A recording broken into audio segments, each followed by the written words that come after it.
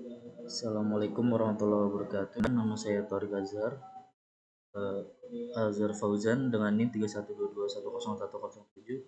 Di sini saya akan menerangkan tentang mata kuliah analisis di pertemuan 5 tentang karakteristik sistem berorientasi objek. Sistem berorientasi objek atau OS memiliki beberapa karakteristik yang membedakan dari paradigma metode analisis sistem lainnya. Berikut adalah beberapa karakteristik utama dari sistem berorientasi objek.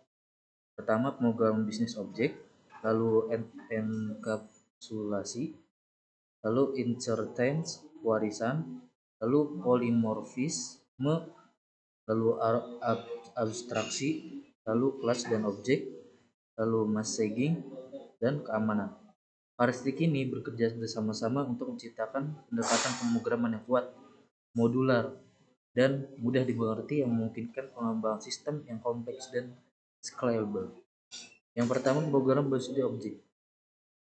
Ini pemrograman seperti objek adalah paradigma pemrograman yang menggunakan konsep objek sebagai unit dasar untuk membangun program. Dalam pemrograman berbasis objek, program dibangun dari kumpulan objek yang saling berinteraksi yang mewakili bagian-bagian dari sistem yang diinginkan. Setiap objek memiliki atribut yang menyimpan data dan metode yang mendefinisikan perilaku atau fungsi yang dapat dilakukan oleh objek tersebut. Berikut adalah konsep kunci dalam pemrograman berbasis objek. Pertama, objek adalah instansi konkret dari sebuah kelas. Lalu kelas adalah blueprint atau template untuk menciptakan objek. Pemrograman berbasis objek yang ketiga adalah enskapulasi. Enskapulasi adalah konsep yang menggabungkan data dan metode yang bekerja pada data ke dalam satu unit tunggal yang disebut objek. 4. Warisan, interchain. Warisan adalah konsep di mana sebuah kelas baru atau kelas turunan atau subclass dapat mewarisi atribut dan metode dari kelas yang sudah ada atau kelas induk atau superclass. Yang kelima adalah polimorfisme. Polimorfisme adalah konsep di mana objek dari kelas yang berbeda dapat merespon dengan cara yang berbeda terhadap metode yang sama. Lalu enskapulasi. Enskapulasi adalah salah satu konsep utama dalam pemrograman berorientasi objek yang menggabungkan data dan metode yang beroperasi pada data ke dalam satu unit tunggal yang disebut objek. Satu, penjelasan lebih rinci tentang enskapulasi. 1. Data dan metode. Objek dalam sistem berorientasi objek memiliki dua komponen utama, data dan metode. Data mewakili informasi yang disimpan oleh objek, sedangkan metode mewakili perilaku atau operasi yang dapat dilakukan oleh objek. Private dan publik. Enskapulasi mengimplementasikan konsep di mana atribut dan metode dalam sebuah objek dapat dideklarasi sebagai private atau publik. 3. Keuntungannya. Keuntungannya yang pertama adalah pengendalian akses dengan mengatur atribut dan metode sebagai privat atau publik. Yang kedua adalah penyembunyian detail. Enskapulasi memungkinkan untuk menyembunyikan detail implementasi internal objek. Yang ketiga adalah peningkatan keamanan. Dengan membatasi akses langsung ke data dan metode, enskapulasi membantu meningkatkan keamanan program, mencegah manipulasi yang tidak diinginkan, dan meminimalkan kesalahan yang disebabkan oleh penggunaan yang tidak tepat. Contoh, misalnya kita memiliki kelas mobil dengan atribut kecepatan yang dideklarasi sebagai private. Kita bisa memiliki metode maju dan mundur yang memanipulasi atribut secara internal.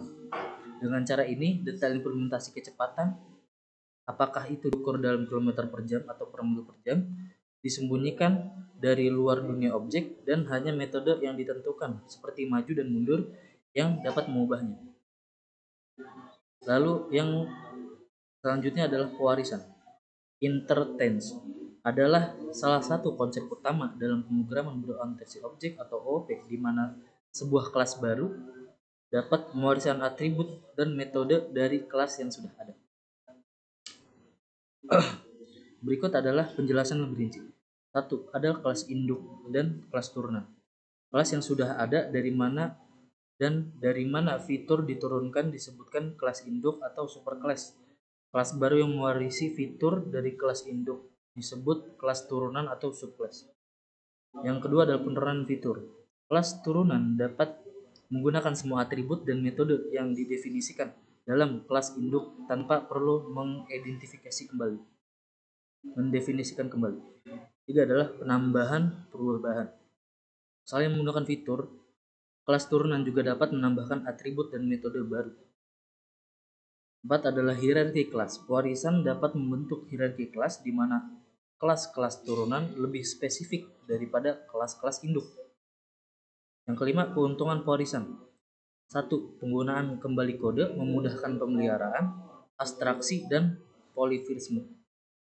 4 adalah polifisme. Polifisme adalah konsep dalam pemrograman berorientasi objek di mana objek dari kelas yang berbeda dapat menunjukkan perilaku yang berbeda tergantung pada konteks di mana mereka digunakan.